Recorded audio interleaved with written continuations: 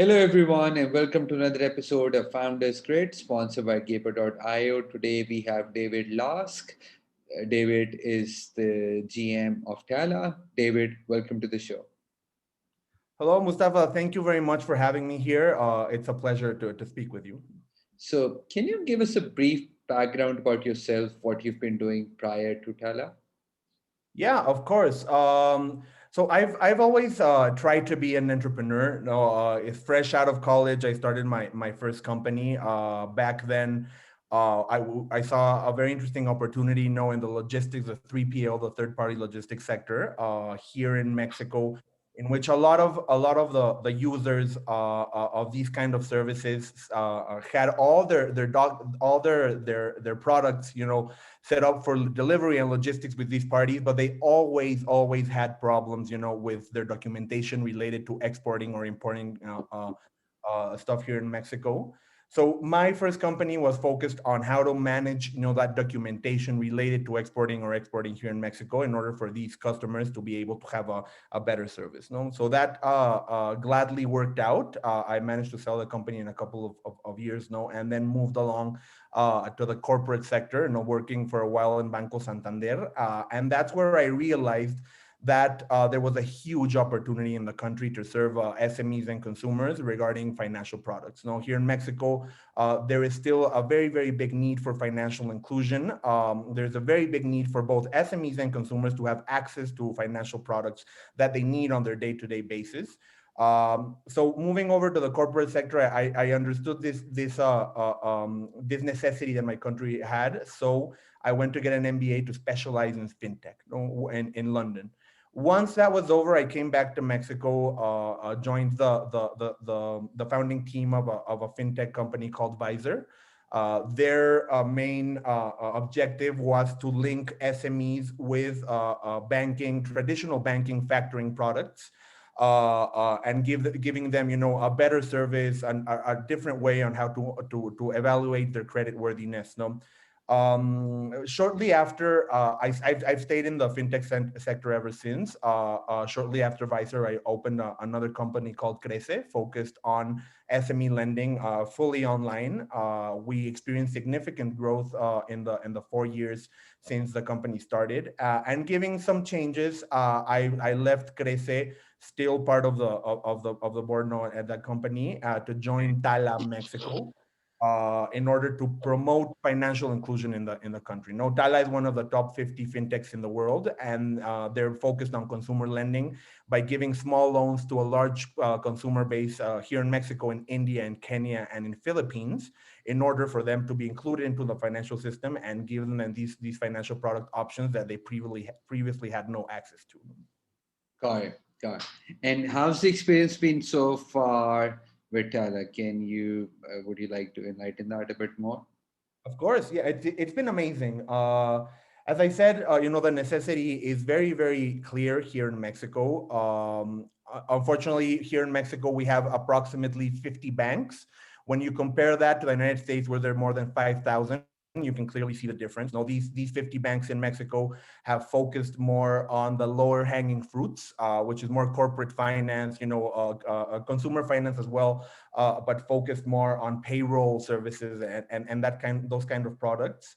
And they have left out a lot of the population who still up to today still use cash for a lot of their transactions, and they don't have access to these financial products. So Tala's mission is to promote this financial inclusion in Mexico and the other countries where we operate.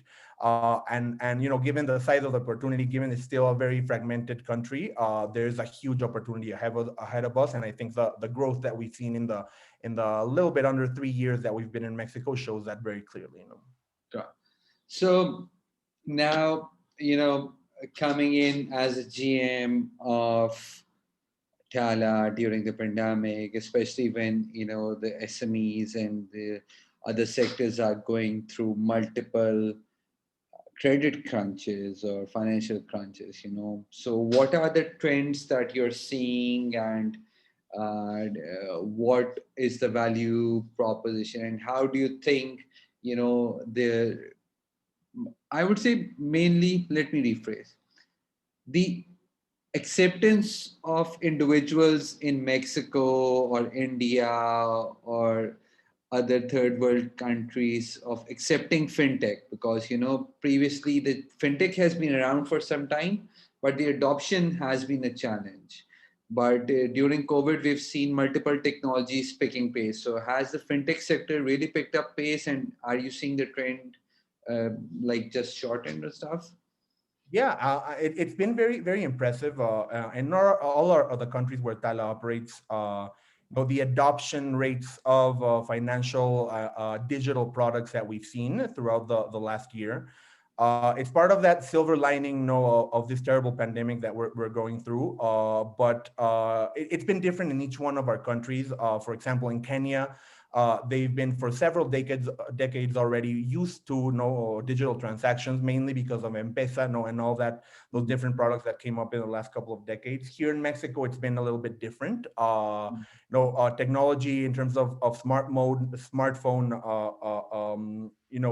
growth here in Mexico has been very, very impressive, but that is not necessarily related to financial products. No, so the last data that I've seen is between 2012 and 2019. The use of financial mobile financial products, including wallets, including traditional banking apps, etc., has grown at least sixfold. No, which is something quite impressive.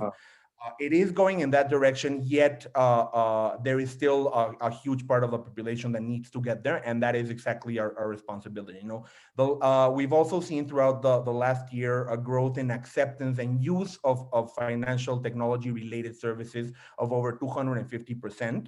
This is something that we were expecting, given the context and the difficulty to continue using financial products in a traditional way, given COVID. So it has pushed significantly the growth of the kind of products that we offer, which at the end of the day is quite a significant advantage. Given that what we're trying to do is still something that requires a strong adoption, particularly from the under or unbanked segments that we target. Also, we are seeing a shift in how people work, where they are, how they move around, and I think it's important to be able to adjust our product to the differences that we're seeing, at the same time how those differences or those different behaviors are supporting what we already do. God, makes sense, makes sense.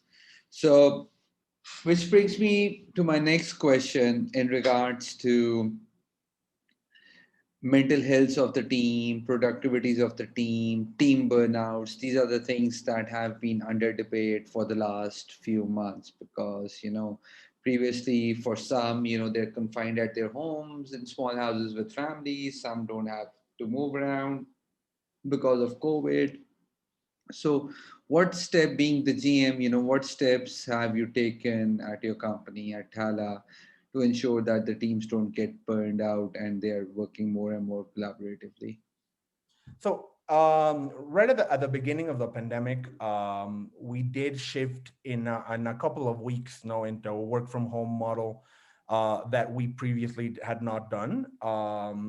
This was obviously done due to mobility restrictions, but at the same time for to maintain the health of our team and be able to continue operations. Being a digital company, a digital first company, a technology based company, and a company that already operates in multiple geographies, so therefore having all the people in the same place is not something that we are already used to. So that has been an advantage in terms of this shift to working from home. As I mentioned, we managed to deploy it in a couple of weeks, given that we already had a part of our day-to-day operations were already done through digital channels. Now the real difference here is the entire Mexican team cannot be at the office. No, so it's been quite a challenge, but at the same time, and the opportunity for us to consolidate the way that we had already been working. so it hasn't been that difficult in terms of how we implement it, given the nature of our company. But of course, there has been a lot of issues that we were not expecting or that we had to tackle on how people feel about working from home. So it's a huge difference. Just as you can see in any team that you work with, each individual is going to be very different from the last one. No, some people are going to prefer to work from home, and that's going to give them, more peace of mind, more productivity. Some other people would rather be around others, in order to work more efficiently. I say there's people who are in between. We also have had a lot of people who work in Tala, who perhaps live with their parents, or are not used to seeing their children all day. They usually go to school or something like that, who have repeatedly asked for a space where they could work outside of their home. Others have been due to technical issues. Maybe they don't have strong internet, therefore, they cannot perform in the way they should. So it's been a bunch of variables that we've had to deal in a very, very short time. And so far, it's worked out very, very well. No, we are not expecting to return to our offices throughout 2021. Oh, Regardless of how things play out. Hopefully, by the mid this year or late this year, we are going to see a huge improvement in terms of vaccination. Therefore, it's going to be safer to move around. But still, we are not expecting to return to our offices, even though we are keeping a smaller office, for okay. people who need this kind of space, Yeah, throughout the week. Maybe they want to go once a week because I don't know, they're having some issues at home that are preventing them from working got it. in a proper manner.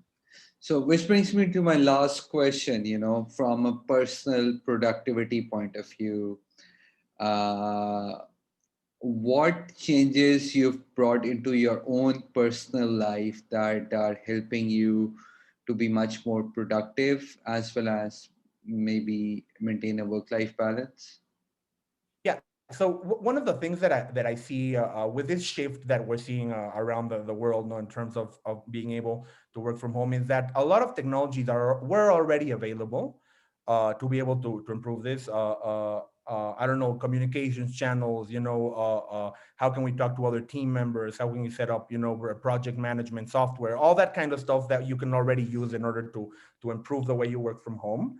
Um, so I think that is an advantage. But in terms of personal life, one of the main factors that I see is the ability to work from home. Home is where you define it to be. No, I think that's a good example. I have a couple of coworkers. I haven't done this myself, but it's something that looks very positive, and it's still a little bit dangerous due to COVID. But I think it's gonna be good once it is over, which is the ability to work regardless of where you are. No, I think a lot of people really appreciate that. I've had a couple of people in the company have gone just to spend the next 6 months over at the beach and work from the beach, with an excellent view, to be able to control your time, to be able to move around as you wish. So I think one of the positive parts of this in terms of working from home is the ability to move around, of course, when it is safe, no, and work from different places at the same time. A lot of people are really appreciating that in the company, and I think it's something that's gonna stay around for a while. Got it. Got it. David, thank you so much for being on the show. I'm pretty sure we could have talked for another 15 to 20 minutes, but my marketing team forced me to keep all of these podcasts within 8 to 12 minutes. Thank you so much for being on the show. Take care of yourself and stay safe. Mustafa, thank you very much for your time, and very, very happy to speak with you.